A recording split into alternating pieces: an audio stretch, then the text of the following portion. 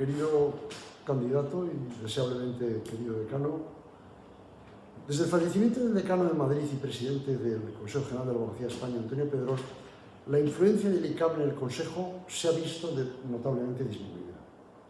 Más allá de ser el Colegio de Madrid, el colegio más cuantioso en abogados y en consecuencia que aporta considerablemente más fondos, su voto tiene hoy el mismo valor que el de Lorca o el de Lucena.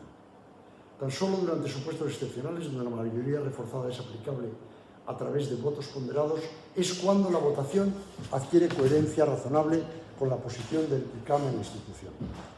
A raíz de esta circunstancia especialmente injusta, ¿cómo puede la candidatura de Juanjo Ospina consolidar desde lo práctico el principio de democracia impuesto por el artículo 52 de la Constitución española, de manera que se instaure el voto ponderado y se adjudique al ICAM su apropiado lugar dentro del ecosistema legal español?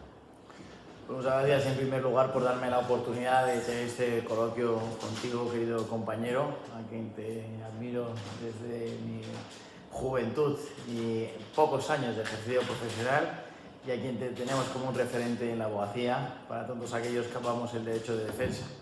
Por lo tanto, para mí es una gran oportunidad poder despachar contigo estas diferentes ideas para mejorar la profesión. Yo soy una persona que cree que el liderazgo viene impulsado de la influencia sobre los demás, pero una influencia que no viene de la potestas, sino de la autoritas. Por lo tanto, con esta presentación, si el día de mañana soy decano del Colegio de la Abogacía de Madrid, me gustaría convencer al resto de colegas decanos del resto de España que nos den su apoyo, no tanto por la proporción y por la importancia de facto de Madrid o material, sino porque nuestras ideas son las mejores ideas para mejorar la profesión. Con esto quiero decir que no vamos a venir desde nuestra candidatura a imponer, sino a ofrecer. No vamos a venir a contravenir, sino a seducir. Y si los principios y los valores de nuestro proyecto en Madrid, que son la transparencia institucional, la democratización y la participación de nuestro colectivo, lo hacemos realidad en Madrid, capital de España, estoy convencido que el resto de mis compañeros y colegas decanos y decanas lo van a ver como una oportunidad para que el Consejo General de la Abogacía Española esté a la altura de las circunstancias que le exige el colectivo de la abogacía española. Por lo tanto, no creo que sea tanto un problema de votos ni de proporción, sino de falta de liderazgo. Liderazgo entendido como falta de influencia moral en el resto de nuestros compañeros y colegas. Por ello, me esmeraré cada día de mi vida para intentar convencer desde la razón y el corazón que el CEGAE se tiene que adaptar a las nuevas realidades que exige la sociedad española. Pues nuestros mejores deseos para que desde esa autoritas se emprenda una reforma adecuada que represente lógicamente a la protección que nosotros merecemos en el Consejo General. Segunda pregunta. Llama la atención cómo ninguna de las candidaturas aborda en sus programas la lamentable aproximación jurídica española al peligro que representan las coauditorías proveídas por conglomerados multisectoriales.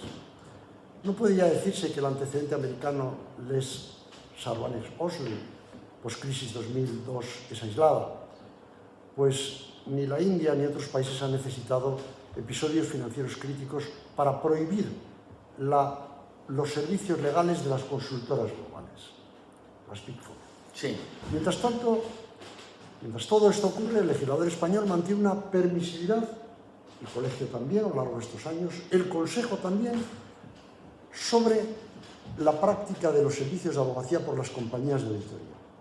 Mientras las corrientes jurídicas mundiales de los países más democráticos, más sofisticados en lo jurídico, definen con reglamentos y con directrices un freno, una supresión de estas malas prácticas. ¿Cuál es su planteamiento, tu planteamiento al respecto? Mi planteamiento es que en la vida hay que ser y parecer, y que hay que discernir muy bien dónde está la línea roja para poder tener y actuar conforme a nuestros principios deontológicos y éticos. Por lo tanto, no estoy a favor de que exista un conflicto de intereses en el ejercicio de la abogacía, y esto entendido en el ejercicio de las consultorías o de las propias auditorías. Por lo tanto, creo que es importante abogar por discernir muy bien cuál es el servicio que se ofrece a un cliente, si en su caso es derecho de defensa o, por si el contrario, estamos auditando el ejercicio de la actividad económica del cliente. Por lo tanto, creo que, como en otros países europeos, hay que abogar por discernir esta realidad desde un plano fáctico, jurídico y material. Y el Colegio de la Abogacía de Madrid, para garantizar y mejorar la percepción de la sociedad en sus instituciones, entre ellas en los abogados como profesión liberal, creo que tenemos que hacer un trabajo importante para que esta realidad de discernir las dos realidades de servicios profesionales sean diferentes y que la sociedad no nos vea como cómplices de posibles intereses ocultos que tanto daño hacen. O sea, el colegio lideraría una iniciativa reformista en el sentido de que se les prive del derecho a realizar lo que son las actividades de defensa jurídica, pero no se les prohibiría las actividades de consultoría, de asesoramiento jurídico o lo que se llama vulgarmente los M&A. Tendrán que decidir en qué lado prefieren estar, si en el lado de la auditoría y del análisis del ADN de la empresa a la que están ofreciendo sus servicios, o si quieren estar del lado del derecho de defensa. Bien. Uno de los temas de mayor recurrencia durante la presente campaña ha sido la dicotomía entre propuestas continuistas versus alternativas innovadoras. De igual manera, el leitmotiv que nutre mucho del discurso de cada parte candidata pasa por recuperar la transparencia. Este elemento fundamental para corregir fallos y malas prácticas y que mucho tiene que ver con la visión de cada líder en la contienda. ¿Cómo planea Juanjo Ospina restablecer la transparencia intrainstitucional una vez electo? ¿Existen propuestas concretas que incluyan nuevos organismos de observación capaces de ordenar, publicar y optimizar la resolución de quejas de toda naturaleza? ¿Cómo puede visualizarse una línea directa de atención a profesionales en situaciones críticas? Bien, si el 20 de diciembre nos dan su confianza a los electores en Madrid, doy la palabra que tendremos la institución más transparente de España. Precisamente a mis 36 años tengo mucha vergüenza y como no quiero que nadie nos llame la atención, seré el decano más transparente que ha existido en la historia de nuestro colegio. Publicaremos de manera íntegra, en el portal de transparencia, las partidas de gastos del decano, de la Junta de Gobierno y las partidas de gastos de la institución.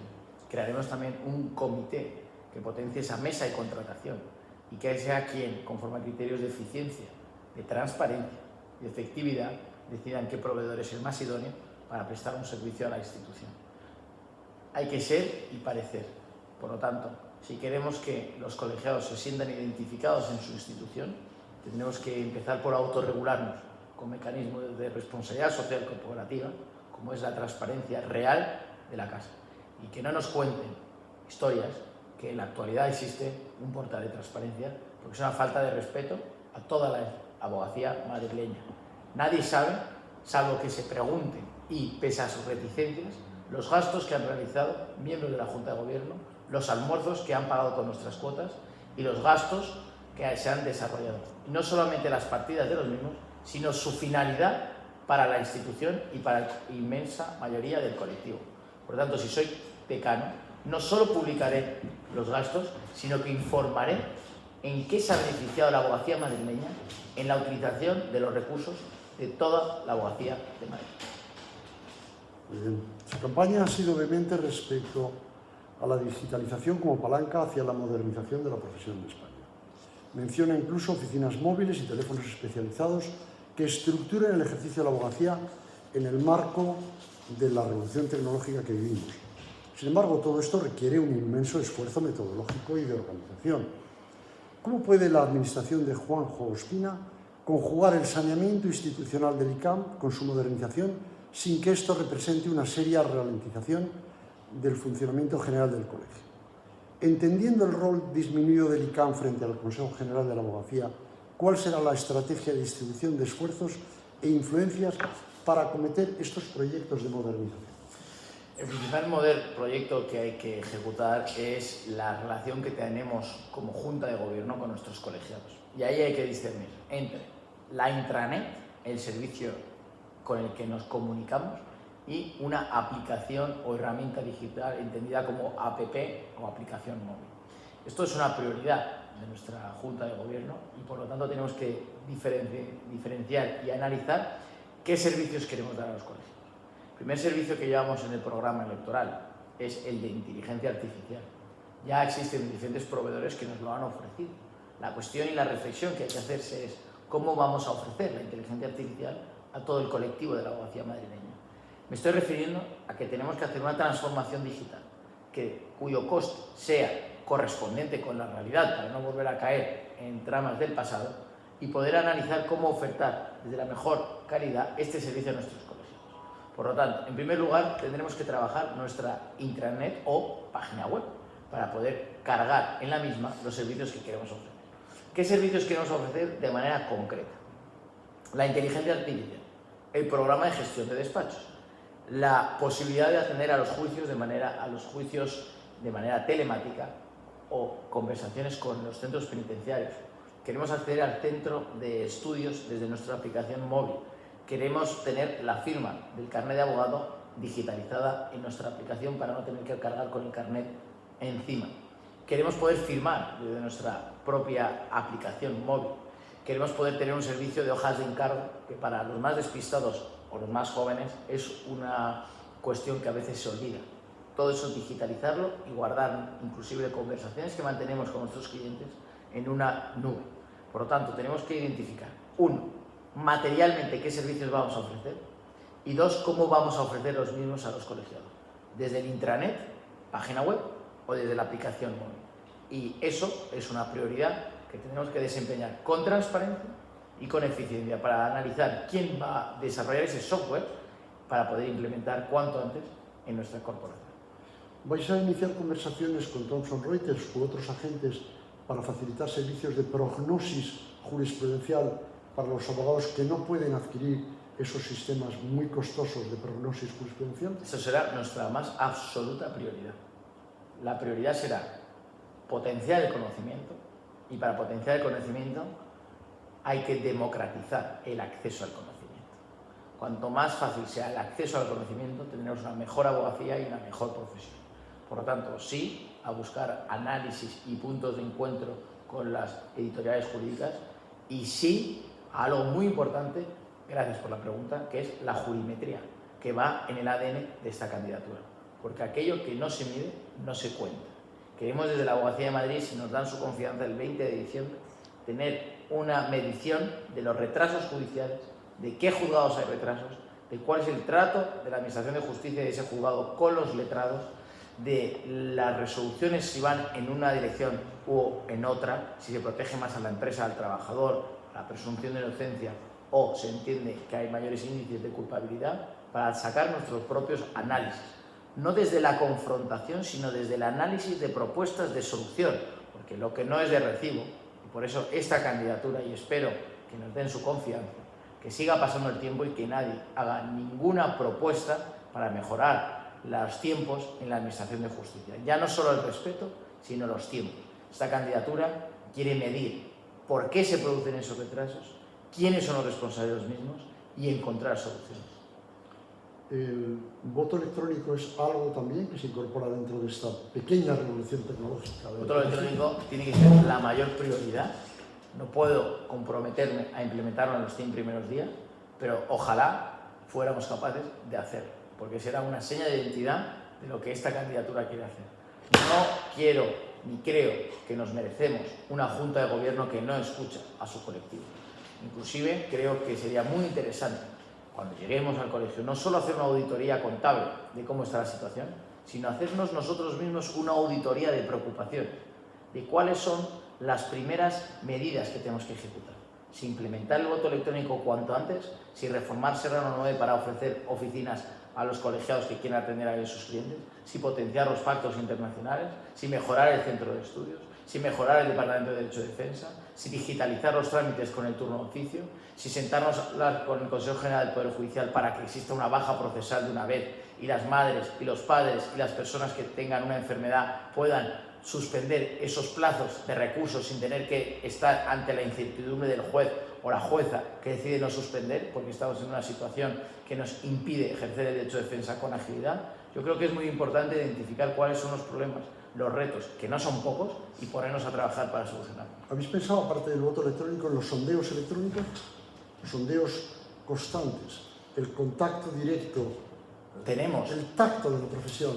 Tenemos que tener un canal directo con la abogacía madrileña. No podemos tener un colegio que apueste por transformarse si no es capaz de escuchar.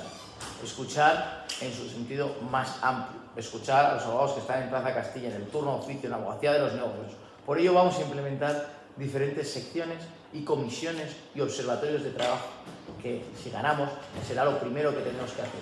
Sentarnos a diseñar, no solo entre los diputados de la Junta de Gobierno, sino entre todas aquellas personas que quieren tener un papel relevante en nuestra institución, papel que te invito a que puedas formar parte si así lo consideres, para que entre todos, entre las personas de mucho talento, diseñemos y perfilemos un colegio que nos representa a todos y no solo a unos pocos. Me estoy refiriendo a la creación de una comisión de la abogacía de los negocios. Me estoy refiriendo a la creación de una comisión de la abogacía de las asesorías jurídicas. Me estoy refiriendo a una comisión del derecho de defensa. Me estoy refiriendo a una comisión o a un consejo asesor de personas de mucho prestigio que pueden ayudarnos a diseñar cuál es el colegio que queremos tener. ¿Dentro del consejo asesor te gustaría incorporar a personas de otras candidaturas? Por supuesto. Como manifestación de la representación de todos los sentires del colegio. Tiene que ser así. Muy bien. Muchas gracias. Han sido llamativas las prácticas de dumping de grandes firmas y de las Big Four, donde las instituciones en general se han mostrado sorprendentemente perezosas, si no ausentes. Las firmas medianas y pequeñas han sufrido inmensamente y podrían sufrir dramáticamente. El caso AENA, presupuesto por una firma grande de Madrid por €1 de una salida a bolsa, cuyo coste habitual no es inferior a 500.000 euros, fue revelador de lo insuficiente que son las actuales respuestas del colegio frente a estas situaciones. ¿Qué opinas del caso de dumping mencionado, por ejemplo? Si es que quieres mojarte. ¿Cómo lidiar desde una administración fresca y alternativa contra aquellas prácticas de dumping que otros líderes no han querido o no han podido frenar y que si no se frenaran y si los agentes económicamente muy poderosos quisieran, podrían extinguir la abogacía mediana y pequeña de Madrid? Bueno, yo creo que el decano tiene que ser el decano de toda la abogacía, en sentido plural, amplio y con todas sus consecuencias, y no gobernar para unos pocos. Yo creo que el dumping, en este caso, y cualquier práctica abusiva, hay que perseguirla sin paliativos hasta el final. Pero no solamente esto. Cuando en despachos, no los de la abogacía de los negocios, pero en ciertos despachos se utiliza la figura del falso autónomo, el Colegio de la Abogacía de Madrid tiene que habilitar canales de denuncia para que estas prácticas, que también son dumping, porque se ahorran las cotizaciones sociales y nos ponen en una situación de inferioridad económica para aquellos que sí respetamos el Estatuto de los Trabajadores y el Estatuto que corresponde para los gastos, el coste o la inversión que supone de nuestros trabajadores, se tienen que perseguir. Hay que perseguir cualquier práctica que limite y merme el derecho de defensa. Y lo más importante es que si queremos que la sociedad nos respete, tendremos que empezar a respetarnos a nosotros mismos. Y eso empieza por denunciar cualquier tipo de atropello, como es en este caso el que tú apuntas, o aquellos que sucedan el día de mañana. En ese esquema, en ese planteamiento de dumping por utilización fraudulenta de la figura del arrendamiento de servicios, entrarían los múltiples casos de horas extraordinarias que no computan, que no se declaran y que además provocan una desestructuración, una desconciliación familiar en muchas firmas. Por supuesto, yo creo que tenemos que trabajar y perseguir cualquier actuación fuera de la ley. Y cualquier actuación de fraude de ley tendremos que ser contundentes. De la misma forma que digo que existen prácticas de denuncias deontológicas que son inverosímiles y que obligan a muchos compañeros y a compañeras a perder tiempo dando respuestas en situaciones que no tienen ninguna responsabilidad ontológica, sí creo que sí que hay que ser contundentes con aquellas prácticas que sí requieren estas medidas de corrección deontológica. Y cuando un despacho de abogados contrata en B, cuando un despacho de abogados contrata sin contrato, cuando un despacho de abogados contrata en una relación de falso autónomo, cuando un despacho de abogados no paga esas horas extras, es una práctica que tenemos que perseguir para proteger a los más vulnerables. Cuando hablamos de la conciliación, tenemos que hablar de la conciliación en una perspectiva de 360 grados, porque ¿qué es la conciliación si no nos autoponemos nosotros medidas de conciliación? Hablar de la conciliación es sentarnos a hablar con el Consejo General del Poder Judicial y con la Consejería de Justicia, para que todas aquellas vistas que son de entidad menor o de escasa complejidad sean virtuales, porque no es de recibo que nos hagan perder horas a nosotros y a ellos en los juzgados cuando se puede despachar desde un teléfono móvil, desde nuestro propio despacho.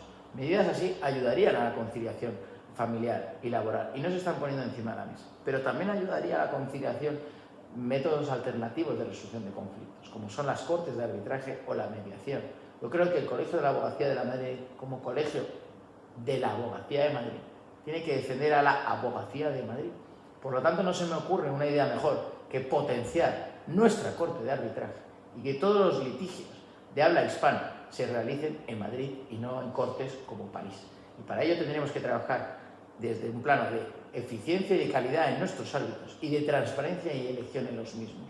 Por lo tanto, seré un decano si el 20 de diciembre me dan su confianza que transforme la Corte de Arbitraje a unos estándares de calidad que nunca antes han sido vistos. Muchas gracias. Quizá por la naturaleza disruptiva de las campañas innovadoras existe cierto grado de ambición que debe manejarse con justas expectativas. Su campaña, por ejemplo, ha estimado la oferta de espacios de coworking, mientras paralelamente asegura una reducción del 50% de la cuota profesional para los no ejercientes.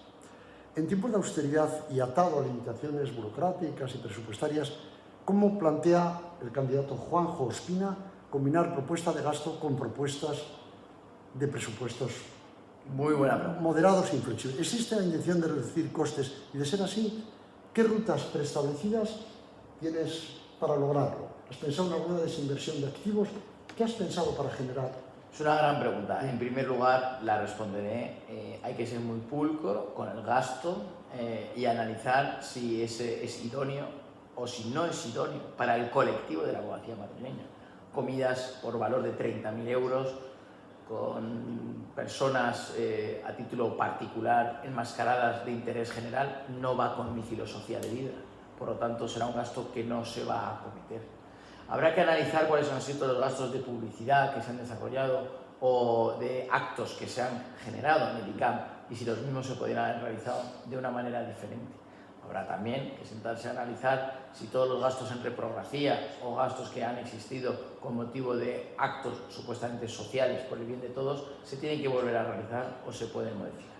La reducción en el 50% de las cuotas de los no ejercientes implicaría una reducción de 1,5 millones de euros en el total del presupuesto. Un presupuesto que tiene un haber de más de 16 millones de euros. El total del ICAM es 30 millones y tenemos unos gastos de unos 12 millones. En el resto de la partida presupuestaria cabe mucha margen de maniobra. Ahora bien, el espacio de coworking que queremos habilitar en una total disrupción de lo que venimos entendiendo hasta ahora, que ha sido Serrano 9, es que Serrano 9 se convierta en la casa club de la abogacía madrileña. Por lo tanto, mi oferta y mi idea, que someteré a voto electrónico, será decidir si queremos tener un espacio de coworking en el propio Serrano 9, que Serrano 9 se convierta en un espacio de vida de la abogacía madrileña, con un espacio de trabajo, con un espacio de café, con un espacio de restaurante, con un espacio de jornadas audiovisuales, con un espacio para estar, para despachar y para entender la realidad de nuestro colectivo. En relación al espacio de abogacía que existe a día de hoy abierto en frente de los juzgados de Plaza de Castilla, el coste del mismo supone unos 15.000 euros mensuales, que son 150.000 euros al año. Habrá que analizar si este coste es eficiente, si es necesario o si hay que reestructurarlo. Por lo tanto, nuestros pilares de trabajo serán reducir los gastos superfluos, austeridad en cada partida presupuestaria, eficiencia en cada partida que se tome y, sobre todo, optimizar los recursos que ya tenemos para ponerlos al servicio de los colegios. Tiene sentido que todos los servicios auxiliares y administrativos estén en la calle más cara de Madrid. No podría trasladarse parte de sus servicios a unas zonas menos caras, generando tesorería y con ella alimentar necesidades más inmediatas y más perentorias de la Abogacía de Madrid. Me parece una idea más que necesaria para ser estudiada y cuya música me suena bien. Por lo tanto, en esa idea estaremos de optimizar con sentido común que tenemos que tener un colegio de la abogacía digno y, dicho lo cual, aquellos que nos dedicamos a la profesión sabemos que si no tenemos un espacio físico para encontrarnos, no nos encontraremos. Si Serrano 9 no es el lugar más idóneo para desarrollar la actividad profesional de un colegio que quiere estar al servicio de sus colegiados, habrá que plantearse si en Serrano 11 podemos encontrar las necesidades o, en su caso, como bien apuntas, si tendremos que mirar otras alternativas. Siempre he pensado que los abogados coincidimos en los juzgados, en Plaza Castilla, en otros juzgados, para la confrontación. Pero antes has dicho de soslayo una idea, que es la idea del restaurante. Sería estupendo conocer si realmente lo has dicho en serio y estás pensando en crear un espacio no para la confrontación, sino para la confraternización de los abogados que tanta distancia, tantas reservas y tantas peleas tenemos judicialmente hablando. Cuando no encuentras un desarrollo a tu vida personal o profesional, la encuentras en otros lugares. Por eso en Madrid existen varios clubs privados, cuyo nombre no voy a decir para no hacer publicidad gratuita, en donde la mayoría de los abogados y las abogadas encontramos una conexión o una suma a nuestro desarrollo personal. La reflexión sería, ¿no seremos nosotros capaces de ese club, de ese círculo, de esa casa, hacerlas en Serrano 9? Mi sueño será dejar un espacio y un legado en donde a unos precios súper reducidos, a unos menús económicos, a unos cafés de la máxima calidad de producto y a un coste mínimo, porque no venimos a enriquecernos con nuestros colegiados, podamos confraternizar, encontrarnos, despachar, de la misma manera que lo pudiéramos hacer en otro club o en otra zona de la ciudad de Madrid. Por lo tanto, esto tiene que ser, si las licencias municipales nos lo permiten, y ahí estará el gran campo de batalla, transformar Serrano 9 en una casa de servicios, en una casa club, en un círculo para encontrarnos, y que en esos debates, en esa confraternación, aumenten las oportunidades laborales y de defensa de la abogacía. Porque precisamente el mayor enemigo que tenemos hoy como abogados, como abogadas, es el individualismo, el atomismo, el exceso de separación y cada uno en su propia parcela individual, en su isla. Tenemos que romper este atomismo para buscar la unidad, porque unidos somos más fuertes, porque tenemos que rescatar ideas del compañerismo, porque solo así venceremos, rescatar mayor respeto a la profesión y, lo más importante, poder vencer a los verdaderos enemigos, que son los que están ahí fuera y los que merman nuestra digna profesión. Muy bien, abundando en esta idea de la ruptura de la atomización de la abogacía, nuestros mayores enemigos en el plano desde la perspectiva de firmas medianas y firmas pequeñas son las grandes firmas globales con pretensiones totalizadoras de hacerlo todo y a menor coste y utilizando el dumping cuando sea menester, cuando resulte útil. ¿Tiene pensado o se le ha planteado en alguna oportunidad la idea de apoyar proyectos de concentración y de sinergia de pequeñas firmas para conseguir núcleos multidisciplinares eficientes, competitivos y creíbles? Una idea muy interesante que tenemos que valorar, sin duda. Mi idea es que tenemos que ser mejores que esas firmas, mejores en la formación, mejores en la restauración, mejores en las alianzas internacionales, para que ellos se vean beneficiados por formar parte de este club que es el CAM. Pero teniendo el colegio como lo tenemos ahora, que no protege ni a un colectivo ni a otro, y solo a un grupo de amigos, no podemos hacer esto realidad. Me parece muy interesante que desde la Oficina de Desarrollo de Negocio o de Emprendimiento se pongan en común, o inclusive esa bolsa de empleo, las posibilidades que plantea el Oficinio de aunar sinergias de costes para que se creen nuevas estructuras jurídicas que generen mejor calidad jurídica a sus compañeros y también a sus clientes. Por lo tanto, será algo que hay que estudiar para analizar cómo crear nuevas sinergias jurídicas en esa abogacía del siglo XXI que tiene que encontrar en la confraternización el mejor aliado para avanzar. Pues ahí podrás contar con la experiencia de Lupicino en la creación de clases donde los campeones, donde los protagonistas son las boutiques nacionales, los abogados independientes y las firmas medianas unidas y a la vez apoyadas para que su marca, para que su dressing sea amable y aceptable para las compañías, para las corporaciones y para las personas físicas en general. El Consejo General de la Abogacía debería conseguir que el Consejo General del Poder Judicial, de los 8 vocales que no son jueces, al menos 2 o 3 fueran abogados.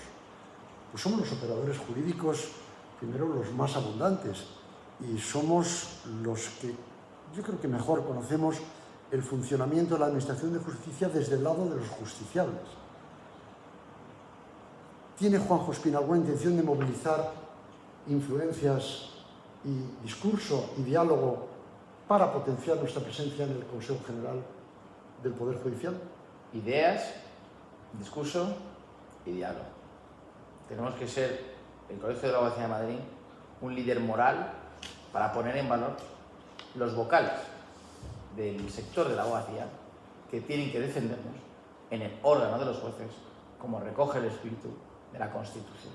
No como es en la actualidad, que no solo pasan desapercibidos, sino que no son considerados para defender precisamente las garantías constitucionales que los padres de la Constitución, 7 juristas entre ellos, vieron que era necesario que miembros de la abogacía pudieran estar en ese órgano de gobierno del Poder Judicial. Una pregunta, espero que no sea impertinente, pero durante tu pertenencia a la Junta, ¿cuál de las iniciativas que hemos comentado llegaste a plantear al decano, al órgano de gobierno, para que se pusieran en práctica? Transparencia. Constantemente abogué porque se publicaran todos los gastos de la institución, idea totalmente desoída, la sala de prensa y una portavocía para informar al colegio y a los colegiados de cuáles eran las ideas que estaba desarrollando su junta de gobierno para generar sentimiento de pertenencia con el colectivo, idea que iba en el programa electoral, al igual que el portal de transparencia, y que fue totalmente desoída y desatendida. La necesidad de recuperar una posición de influencia a través del Observatorio de la Justicia. Era necesario y es necesario que operadores jurídicos como nosotros podamos emitir dictámenes ante las reformas actuales de tantas leyes, desde el Código Penal hasta la ley concursal, idea que fue totalmente desatendida. Desarrollé mi actividad como diputado de la Junta de Gobierno en la esfera en que no me podían limitar, que era el derecho de defensa. Desarrollé y defendí a más de 5 compañeros amenazados por antiguos clientes o por contrarios que en procedimientos penales acabando vilipendiando a los mismos. Cuando digo que defendí, me estoy refiriendo a que me senté en un estrado, en un juzgado de lo penal, para defender desinteresadamente y sin ningún tipo de coste, ni honorario alguno, sino por amor y deferencia, como diputado de la Junta de Gobierno, a aquellos que en sus momentos más difíciles me pidieron ayuda. En la época de la pandemia, conformé parte de la comisión que estuvo al tanto de las necesidades en los días más duros del COVID en Madrid. Y fui yo quien personalmente tuvo que ir a una farmacia y comprar más de 1000 mascarillas con mi dinero, porque los actuales dirigentes del Colegio de la Abogacía de Madrid eran incapaces de encontrar proveedores que ofrecieran estas mascarillas que donamos para que los abogados de oficio pudieran seguir desarrollando su profesión. Por tanto, el hecho de haber estado en la Junta de Gobierno me ha permitido mejorar mi visión y mi análisis de la institución, conocer a los 200 trabajadores de la misma, conocer las debilidades y las fortalezas, entender que los cambios no se hacen o por dolo o por imprudencia, por falta de valentía y también por falta de determinación. Por ello creo que esta candidatura aúna precisamente las fortalezas de 2 tiempos. Un tiempo que está anclado en el pasado, por decanos que están en el siglo XX, y la oportunidad de un equipo regenerador, no solo por la edad de sus miembros, porque no todos tienen la mía, Y ellos, precisamente en ese equipo transversal y con sus ganas y su experiencia, aunada al tiempo que yo estuve en la Junta de Gobierno, es como creo que podemos vencer realmente a los cambios que necesitamos para la abogacía de Madrid. ¿Tienes circunstancias personales cómodas que te van a permitir desplegar energía, fuerza, tiempo, compromiso y riesgo para los abogados de Madrid? ¿O tus circunstancias profesionales, las que fueren, te obligan a dedicar mucho tiempo al ejercicio profesional? Por suerte llevo 10 años en la casa, por suerte sé que antes de ir a la guerra hay que pasar por la mili, por suerte he sido presidente de los jóvenes abogados en el año 2013, sometido a una elección y a un sufragio en donde compañeros me votaron para ser su presidente, en lo que fue una muestra auténtica de orgullo y de honor.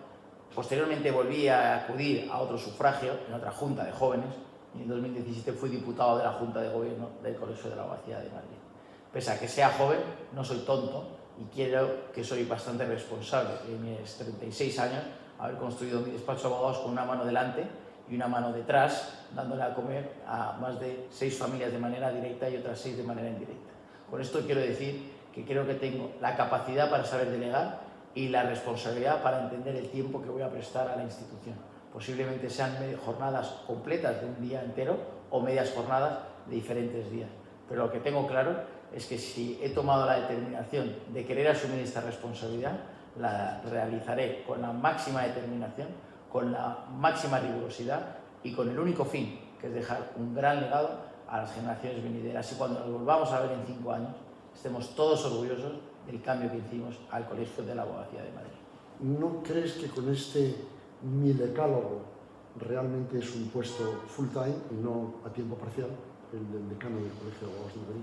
El puesto del decano del Colegio de la Abogacía de Madrid podría ser un puesto full time, pero al igual que al inicio de nuestra conversación, ni tú ni yo somos capaces de cambiar la forma en que se vota en el Consejo General de la Abogacía Española, no seré yo quien apueste por un abogado o por un decano que esté a tiempo full time y con su correlativa remuneración, porque creo que hay que entender a las circunstancias, y las circunstancias son que si durante muchos años se ha apostado por un decano que siga en contacto con la realidad profesional, esto tiene su razón de ser, y no seré yo quien apueste por su cambio a mayores, pudiéndose malentender. Por lo tanto, no va conmigo esa forma de ser en la vida e intentaré hacer lo posible por compaginar los dos trabajos, que serán el de abogado y el de decano. Muy bien, pues muchísimas gracias. Abundando la idea del restaurante de abogados, si tienes problemas, encontráis problemas regulatorios de licencias, tampoco pasa nada por ubicarnos, buscar otra sede de encuentro. Creo que el encuentro, el reencuentro, la confraternización que mencionaba antes es muy importante en la abogacía. En todos los espacios del mundo, en todos los espacios políticos nacionales o transnacionales, la confraternización, el diálogo son realmente el arma para superar los desencuentros o las confrontaciones. Pues encontremos en la confraternización nuestra razón de ser. Muchas gracias.